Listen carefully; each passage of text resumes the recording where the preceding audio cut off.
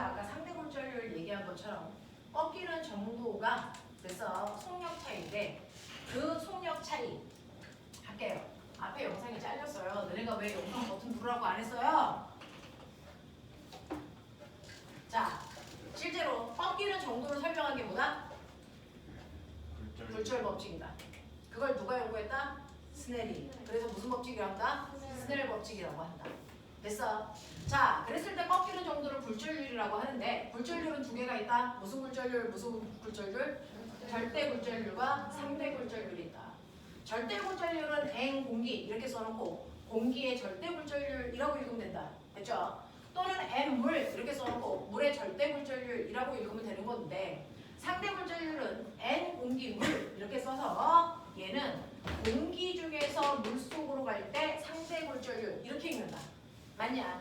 그러면 N 물 공기는 뭐라고 읽는다? 물에서 공기 중으로 갈 때 상대 굴절률 이렇게 읽는다. 맞지? 그 중에서요. 여러분들이 지금 보신 것처럼 실제로 공기 중에서 물로 갈 때요. 빛이 꺾였어요. 그래서 이렇게 꺾여 들어갈 건데 그랬을 때 이때 생긴 요각도가 입사각이고 요각도가 굴절각이야. 그래서 빛이 꺾여 들어갔다고요. 그랬을 때 공기 중에서 물속으로 갈 때 상대 굴절률이 얼마입니까? 라고 하는 N 공기 물의 상대 굴절률 구해주세요. 라는 상대 굴절률은 두 매질 사이의 속력 차이에 의해서 생기기 때문에 두 매질의 속력 비율로 구한다. 근데 속력은 F 남다로 계산할 수 있다 그랬다. F 남다로 계산할 수 있다 그랬으니까 사실은 공기 중에서의 속력은 공기 중에서의 진동수와 공기 중에서의 파장의 곱으로 구하면 되고 물에서의 속력은 물에서의 진동수와 물에서의 파장의 길이의 곱인데 파동이 진행해서 굴절하더라도 파동의 고유한 성질인 진동수는 바뀌는 게 아니라서 같은 값을 갖고 파장의 길이만 달라집니다. 그래서 진동수는 약분돼서 없어지기 때문에 사실은 상대 굴절률은 파장의 비율로 구해도 똑같은 값이 나온다. 맞아. 이런 거고요. 또 이러한 상대 굴절률과 같은 비율을 갖는 게 뭐냐면 빛이 꺾여 들어갈 때 생기는 각도다. 각도다. 그래서 공기 중에서 생기는 각도와 물에서 생기는 각도의 비율이 상대 굴절률의 비율과 같은데 각도로 계산하면 이거 60도예요. 이거 30도예요. 계산하면 각도의 비율이 나오는 거잖아요. 값의 비율이 아니고. 그래서 이걸 값의 비율로 바꾸기 위해서 우리는 뭐한다? 사인 값으로 바꾸면 됐죠? 이게 2분의 루트 3, 2분의 루트 2, 이런 2분의 1 이런 식으로 값으로 바뀌어진다. 그래서 이거 계산한 값이 상대 굴절률과 똑같은 값이 나온다. 그래서 우리 각도는 사인 값으로 계산하면 상대 굴절률을 얻을 수 있다. 단 절대 굴절률로 구할 때만 쓰는 순서, 분자, 분모를 바꿔서 써야 된다. 그래야 같은 값을 얻어낼 수 있다라고 얘기했어요. 여기까지 이해됩니까? 물에서 굴절각이 90도면 안 되지 않아요? 그래서 굴절각이 세타 물 저게 90도면 안 되지 않아요? 세타 물이 90도면 안 되잖아요. 그럼 무슨 말이에요? 안 되지 않아요? 뭐가 안 되는 건데요? 분자가 0되면 안 되니까 0이 될 수가 없잖아요. 빠른 매질에서 느린 매질로 가는데 굴절각을 어떻게 90도로 만드는 입사각이 존재합니까? 네. 자, 그런가 하면 여러분들이 네? 180도 뭐라는 거야? 뭐 어쩌라고? 아니, 말해. 아니 사인 90도가 1인데 왜 0이 되냐고. 빠졌어 뭐지? 근데 여기서는 얘를 90도로 만드는 입사각은 있을 수가 없다고요. 네. 자, 그 다음에 이런 식으로 빠른 매질에서 느린 매질로 가든 느린 매질에서 빠른 매질로 가든 상대 굴절을 이렇게 구하면 돼. 근데 우리는 그 중에서 특별한 경우가 있었죠. 느린 매질에서 빠른 매질로 갈 때 전반사라는 게 일어난다고 했잖아요, 아까. 맞아. 그래서 그 전반사가 일어나기 직전에 여러분들이 보시면 물속에서 공기 중으로 쏠 때 입사각을 임계각으로 했을 때 굴절각은 90도가 되고 그 임계각보다 커지면 전반사가 일어나는 거야 라고 했잖아요. 그러면 이 상황도 한번 표현을 해보면 사실은 얘는 N 물 공기라고요. 맞죠? 그랬을 때 얘는 V 공기분의 V 물로 구해도 되고요. 또는 얘는 남다 공기분의 남다 물로 해도 되고요. 또는 사인 세타 공기에서 생긴 각도분의 사인 세타 물에서 생긴 각도를 해도 돼요. 맞아? 근데 내가 이때 각도를 임계각으로 만들면 입사각의 크기가 임계각이라고요. 물에서 생긴 임계각이라고요. 그리고 굴절각은 얼마냐면 90도라고요. 맞아요? 이해되니?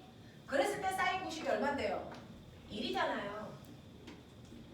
그러니 여러분들이 중간을 띄어서 보시면 사실은 물에서 공기로 갈 때 임계각이 몇 도입니까?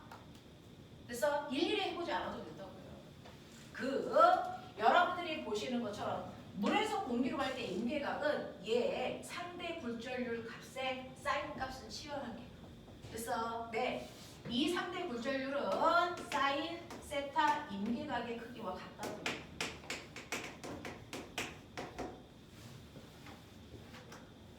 되겠냐? 이렇게 된다고요. 그런 거면 구해봐. N 물 공기 저기 써줘야죠. V 공기분의 V 물이라고. 공기에서의 속도가 얼마나 했어요? 10이요. 물에서의 속도가 얼마나 했어요?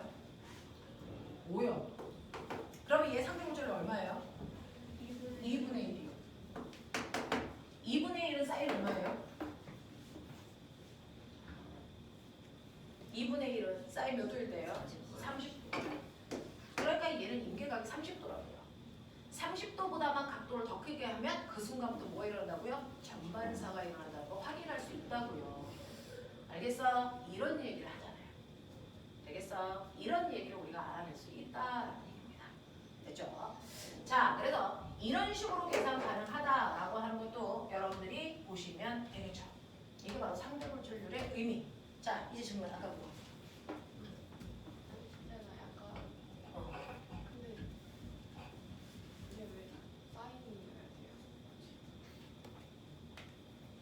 코사인이면 오메가 어떻게 되냐면 각도가 클수록 느린 매질이라는 뜻이에요. 값이 작아지죠. 네, 그래서 각도가 클수록 값을 크게 해야 속도와 비율이 같은 값이 되죠.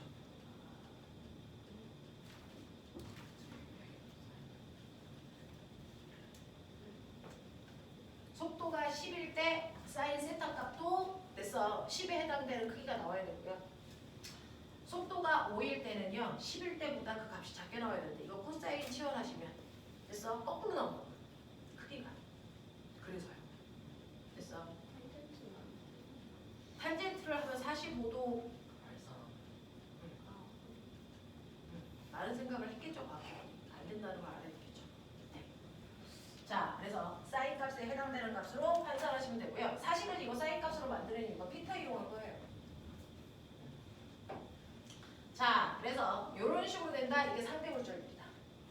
알겠어? 네, 라는 얘기를 했습니다. 그래서 상대물절률을 통해서 우리가 전반사 할 때 임계각이라는 것도 사실은 알아낼 수 있었다라는 얘기입니다.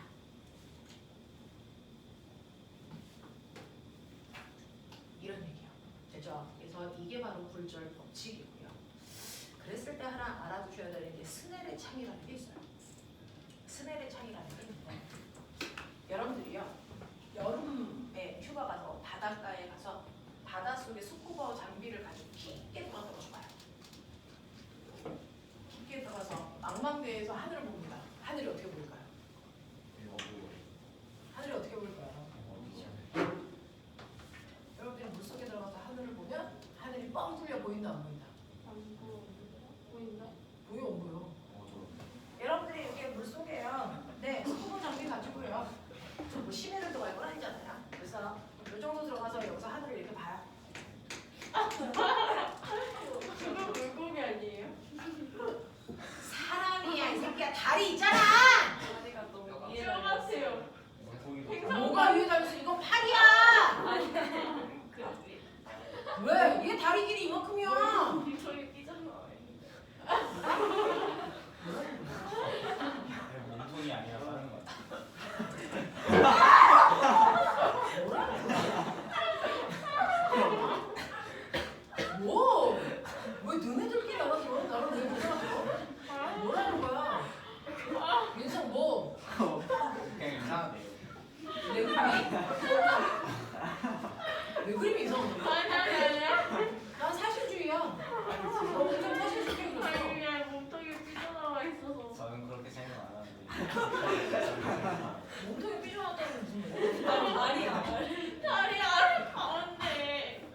다리. 나 빨리 지우시는 게. 아 가운데? 뭐 어쩌라는 거야? 다리가 생겼어. 뭐 장기일 수도 있고 뭐 그렇지 뭘 굳이. 왜? 아, 다리가 세 개라서 이상하다. 기억하라고? 아니 그게 아니라. 아니 그냥 빨리 지우세요. 어디를 지우라고? 어디를? 여길 지워? 네. 됐어? 안 자연스러워? 얘는 이상한 거에 민감하다. 응. 지금 그게 중요한 게 아니지 않니? 얘가 보는 하늘이 어떻게 보이냐가 중요한 거 아니야? 좀 이상하다고 하면 하늘이 어떻게 볼까? 어두워요. 아 지금 우리의 미래 같아. 아니 심해라서 그런 거 아니에요? 그 10회까지는 안 갈 거야. 속보 장비로 10회 들어가시면 죽어요. 밝아요? 자, 네 산소 호흡기만 끼고 들어갔다고 치자. 얕은 물에 들어갔어. 하늘 보면 어떻게 될까요? 파래요. 파랗죠. 하늘이 빨개 보이면 비 오기 직전인가 봐요. 하늘은 파래 보여야죠. 네. 흐려 보이잖아. 아, 하늘이 흐려 보일까요? 날씨가 흐려서 그래요. 자, 여기는 하늘이 보일 텐데 하늘이 어떻게 보이냐면 사실은 이 사람의 시야에는 요만큼밖에 하늘이 안 보여요. 여기는 안 보여요. 원래 그렇잖아요. 여기서 안 보입니다. 아, 특정한 각도를 벗어나면 하늘을 볼 수 없어요. 그래서 요만큼만 보인다. 이게 스나일의 차이라고 해요. 창문 연거처럼 거기만 보여요. 스나일의 차. 왜 그럴까요? 굴절도와 누가 거기에만 참. 그러니까 누가 내가 들어가 있는 여기만 창문을 열을 뚫어놓고 여기 벽을 세운 거야. 이게 전반 사건이에요. 아, 왜요? 벗어나면 좀 벗어나고 여기가 이렇게 되어 있으면 이 사람이 여기를 이렇게 해서 이렇게 와서 됐어? 빛이 이렇게 왔다가 됐어? 두어야 되잖아요. 그러면 또 이렇게 해서 빛이 나갔다가 이렇게 두는 거죠. 자, 그랬을 때 여기가 무슨 각이 돼요? 입사각. 여기가 무슨 각이 돼요? 굴절각. 이렇게 되죠. 여기서 조금 더 가면 어떻게 될까요? 요즘 어떻게 쳐요? 이렇게 되죠. 이렇게 되죠. 이 각도가 점점 옆으로 갈수록 무엇일까? 커져요. 물에서 공기 중으로 가는데 느린 매질에서 빠른 매질로 가는데 옆으로 가면 갈수록 각도가 커지죠. 그러다 보면 어느 순간 뭐에 도착합니까? 임계각에 도착하죠. 임계각에 도착하면 빛이 이렇게 갑니다. 하늘로 도달하는 빛이 있다 없다? 없다. 거기보다 더 밖으로 가면 이렇게 됩니다. 빛이 하나도 안 들어옵니다. 맞아요. 그래서 정확하게 임계각에 해당되는 요 범위, 반대쪽의 그 범위, 요만큼만 뚫리지 않고 밖을 볼 수 있어요. 그걸 벗어난 거는 하늘이 보지 않습니다. 전반상 때문입니다. 알겠어? 이걸 스넬의 장이라고 합니다. 되겠어? 이해되겠어? 이런 얘기입니다. 이런 얘기야. 그래서 물속에 들어가면 망망대해 속에서 뻥 뚫리는 하늘을 볼 수 있을 것 같지만 시야가 훨씬 좁아집니다. 깊게 들어가면 깊게 들어갈수록 스넬의 장의 넓이가 좁아집니다. 심야로 가면 아무것도 안 보여요. 네. 심해로 들어가면 아무것도 안 보이는 이유는요. 사실은 전반사하고 상관없이 빛의 투과율 때문인데 아무튼 그래요. 알겠어? 이렇게 됩니다. 이해돼? 하겠어? 이걸 스넬의 창이라고 합니다. 되겠죠? 그래서 여러분들이 가지고 있는 자 148페이지, 149페이지 여기까지 오는 3주 걸렸어요. 대단하신 판이에요. 됐죠? 여기 2페이지 하는데 3주 걸렸습니다. 화이팅입니다.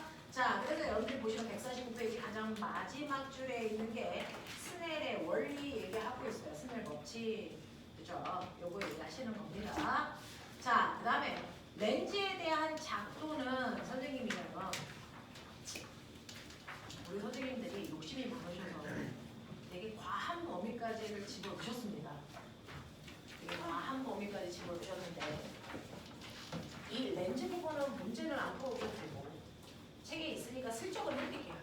그죠? 네, 슬쩍은 해드리는데 일단은 뒤에 있는 간섭 먼저 하고 나서 렌즈 작품을 해드릴게요. 일단 그 성질들만 쭉 하고 나서 해드리도록 할게요. 자, 그러면 이 이런 식으로 굴절까지 제가 이해했어요. 자, 그럼 회절은 뭐고 간섭은 뭐야? 일단 용어들은 다 알고 가야 될 거잖아요. 자, 굴절이라는 거 뭐야?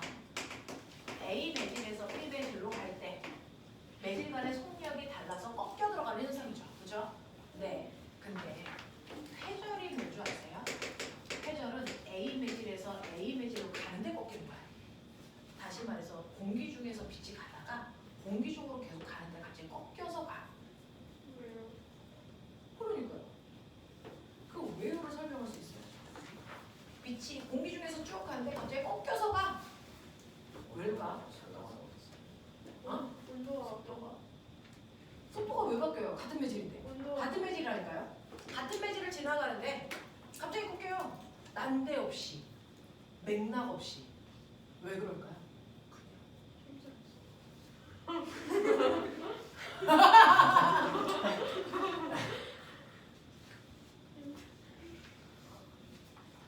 가다가요.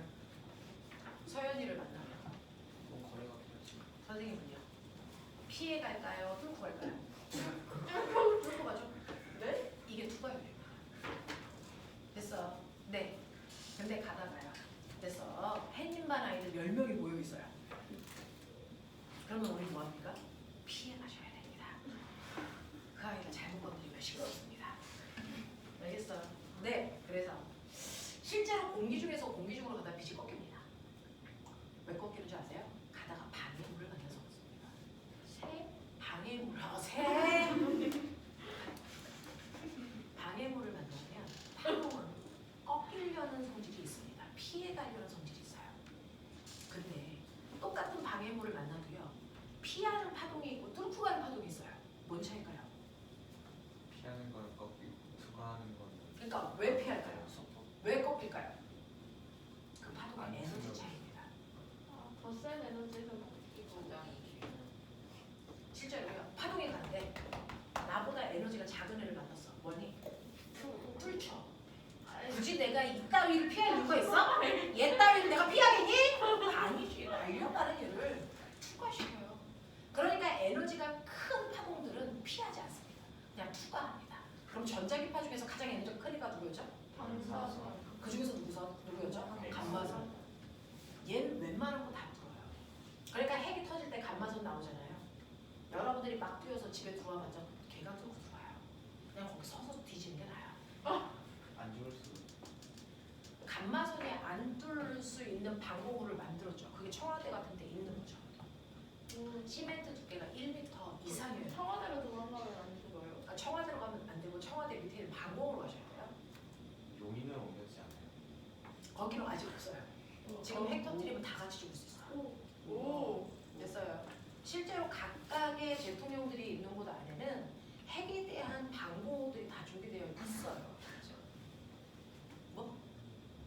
뭐라고? 그래서 감마선이 뚫는 최대한의 그 최소한의 두께가 얼마냐? 얘가 뚫을 수 있는 최대한의 두께가 1m랍니다. 시멘트 벽 1m. 그러면 여러분들 집에 있는 벽이 1m 두께의 시멘트를 갖습니까? 아니잖아요. 거기 들어가봤자 의미 없다고요. 다 뚫고 들어온다고요. 아파트. 건물 안에 있는 사람들도 다 죽어요. 핵이 터지면. 의미가 없다고요. 왜냐? 그런 것들인데요. 에너지가 큰 파동은 그냥 뚫고 가려는 성질이 있습니다. 에너지가 작은 애는 웬만하면 피합니다. 그래서 피해서 갑니다. 그 피하려는 성질을 뭐라고 합니까? 회절.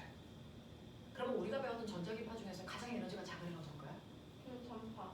전파 중에 누굴까요? AM. A입니다. 그래서 라디오 송신을 할게요. FM 송신을 하는 것도 있지만 AM 송신을 하는 것도 있어요. 알아요? 이 AM 송신을 어디 할까요? 산악지대를 합니다. 나무 있고. 그래서 이런 곳은 잘 피해가야 되잖아요. 회절을 잘해야 되잖아요. 그래서 그런 곳의 통신은 AM으로 합니다. 알겠냐? 이렇게 돼요. 그래서 에너지에 따라 파동은 에너지에 따라 피하려고 하는 회절하려는 성능이 다르다. 회절을 잘하는 애는 투과율이 낮습니다. 투과율이 큰 애는 회절률이 낮습니다. 알겠습니까? 이 얘기예요. 그래서 잘 피하려는 건 에너지가 작다는 뜻입니다. 알겠어? 잘 피한다, 회절을 잘한다, 에너지가 작다는 얘기입니다. 알겠냐? 자, 여러분들이 회전을 느끼고 싶으면 어떤 거 하시면 되냐면요. 사실은 회전이라는 건 꺾이는 건데 가다가 방해물을 만나면 꺾이는데요. 여기 코로나 바이러스 있는 거 알죠? 네. 네? 코로나 바이러스가 있죠. 눈에 안 보이는 거죠. 여기 있어요. 있겠죠. 그죠? 이제 여러분들이 면역이 됐겠죠. 그래서 그러면 코로나 바이러스가 있는데 이 친구가 그래서 뭐합니까? 이 바이러스가 대단히 작기 때문에 빛이 뭐합니까?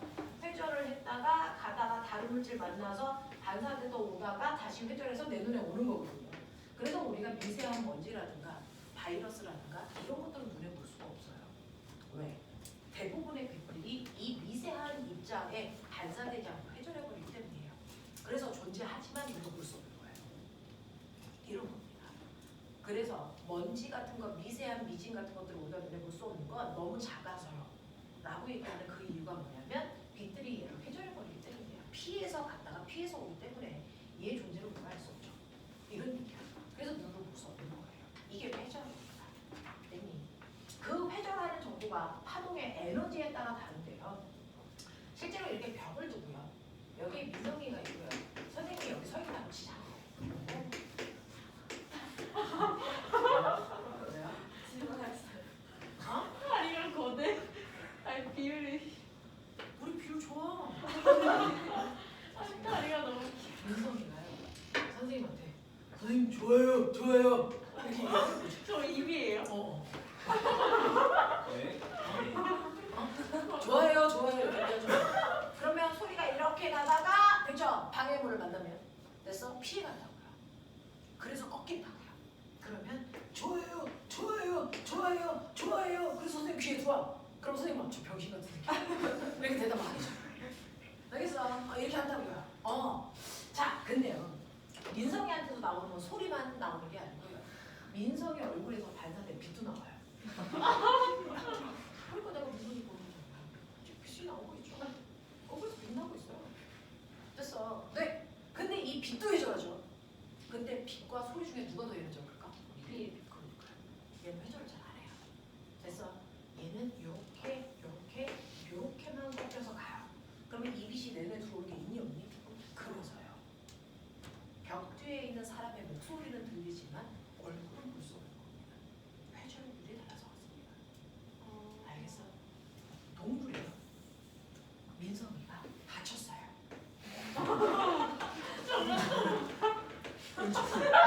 너무 귀여워. 그림이. 여기 왜 구멍 뚫려 있어요? 됐어. 그럼 민성이 어머니가 걱정을 하시면서 그러죠. 민성이 개새끼 어딨어? 어딨어? 저게 이러면서 뭐예요? 입이 어머님 입이. 그러면 개새끼 그래서 들려요. 그죠? 메아리도 칩니다. 벽에 붙으려고. 그죠? 회전을 잘하니까 팍팍 꺾여요. 근데 빛은요? 여기서 이렇게 들어오는 이 빛은요. 얘가 이렇게 퍼지죠. 이 빛이 회전을 이만큼만 한다는 얘기예요. 그 빛과 소리는 회전이랑 정도가 달라요. 왜? 같은 파동이라도 에너지의 크기가 달라서 그렇습니다. 되겠어? 근데 자, 그래서 이 회전율을 결정하는 걸 직접적으로 보여드릴게요. 회전율은요. 여러분 방파제가 뭔지 알아요? 해주고 싶은 얘기가 너무 많아서 이 파동 파트는 워낙에들이 무식하니까 모를 게 많아서 해줄 말이 많으니까 진도를 나갈 수가 없잖아. 자, 방파제가 뭐냐면요. 바다에서 치는 파도의 에너지를 줄여주는 거예요. 파도 에너지를. 왜? 선착장에서 아니야. 선착장에서 배가 이렇게 쉬고 있는데 파도가 세게 치면 배하고 배가 출렁이면서 지네들끼리 부딪혀서 깨져요. 그러니까 선착장 근처는 파도를 약하게 해줘야 됩니다. 그래서 파도의 에너지를 막는다 그래서 방파제입니다. 됐죠? 그래서 커다란 시멘트 덩어리를 바닷가 그래서 얕은 곳에 이렇게 던져놓으면 여기서 파도가 넘실넘실 쳐서 와요. 100이라는 에너지를 가지고 파도가 오라고요. 그랬을 때 여기에 시멘트 덩어리에 부딪힌 이 파도 에너지는요. 반사돼서 다시 가요. 반사돼서 간다고요. 그럼 100이라는 에너지 중에서 80은 가고 요 사이는 틈이죠. 여기를 통과한 파도의 에너지는 전달됩니다. 그러니까 100 중에서 전달되는 거 한 20밖에 안 돼. 그러니까 파도가 순해지죠. 그러니까 얘네들을 넘실넘실 못하니까 난파가 안 되는 거야. 됐어? 이렇게 파동 에너지를 줄이겠다는 얘긴데 문제는 여기를 뚫고 뚫고 온 이 파도는 어떤 모습으로 여기까지 갈까? 이렇게 갈까? 그렇죠. 아닙니다. 꺾여서. 여기서 꺾입니다. 꺾여서 사실은 여기서 이렇게 꺾여서 이렇게 전달됩니다. 그러면 우리의 입장에서 뭐예요?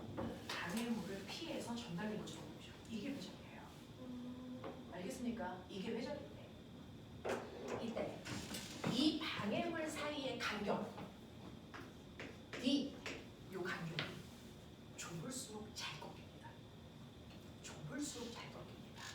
그걸 하이헌스라는 과학자가 설명해서 하이헌스의 원리라고 하는데요. 실제로요. 파동이라는 게 퍼져나갈 때 파면을 만들잖아요. 그 파면이 뭐냐면 사실은 파워는 여기였어. 그래서 얘가 진동하면서 퍼져나갔어. 그랬을 때 마루에 해당되는 지점에 있는 매질들이 각각의 또 하나의 파원이 되는 거야. 자기 스스로가. 파원이 되는 거야. 그래서 그 점들이 각각의 파동을 만들면 여기서 마루를 연결해서 이게 바로 내 눈에 보이는 두 번째 파면이야. 되겠어? 또 여기에 있는 아이들이 각각이 파원이 돼서 또 똑같은 파동을 만들죠. 그러면 이렇게 만들기 때문에 얘가 뭐 할 수밖에 없니? 이렇게 휠 수밖에 없는 거라고. 알겠어? 네, 이렇게 휜다고요. 근데 이 간격이 좁으면요, 요 자체가 하나의 파원이 돼서 요지라를 하는데 이 간격이 넓어. 그러면 얘가 파원이죠. 그러면 여기서 한 번 진동. 그리고 여기에서 얘네들이 각각 진동. 그래서 연결. 됐어? 이렇게 돼요. 그러면 꺾인 정도, 이 정도가 얘가 더 오목하게 확 꺾였죠. 알겠습니까? 이런 얘기거든요. 그래서 꺾이는 정도는요, 간격이 좁을수록 잘 꺾여요 라는 얘기예요. 됐어? 또 똑같은 간격을 뚫고 오더라도 에너지가 작다는 얘기는 파장이